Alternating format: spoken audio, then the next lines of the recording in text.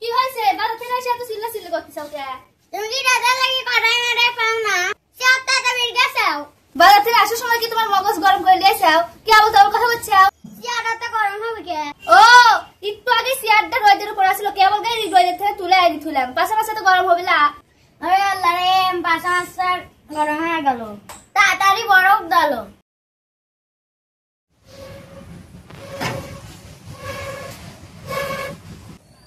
তোর আগুন ধরে না কে? রাগ ধরতেছে আমার। আম্মু ও তখন বসে রান্না কখন হবে?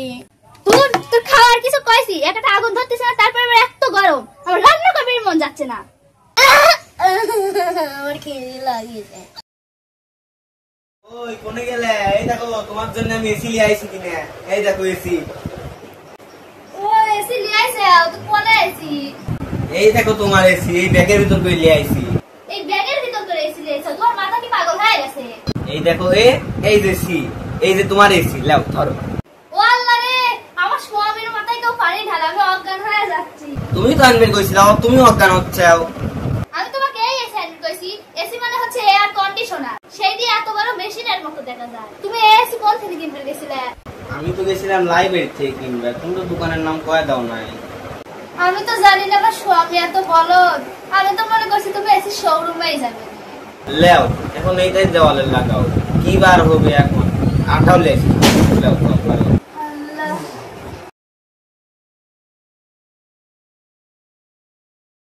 ও এই সময় কি কারেন্ট টান দেয়? সারাদিন খাটাখাটনি করে রাত্রি একটু আরাম করে ঘুমাস ফিরেও দিবি না। কি হয়েছে? এত চিল্লাচিল্লি করো কেন? দেখতেছ না তোমার মাথার উপর ফ্যান ঘুরতেছে না? আর ও কারেন্ট চলে গেছে। শোনো, দৈনিক দৈনিক যদি এরকম করে কারেন্ট চলে যায় তাহলে কিন্তু আমরা এই গরমের ভিতর থাকতে পারবো না। কালকে পল্লী বিদ্যুতে যায়া সবাই মিলে একটা বিহিত করাই লাগে। আজকের মতো এরকম করেই খাও।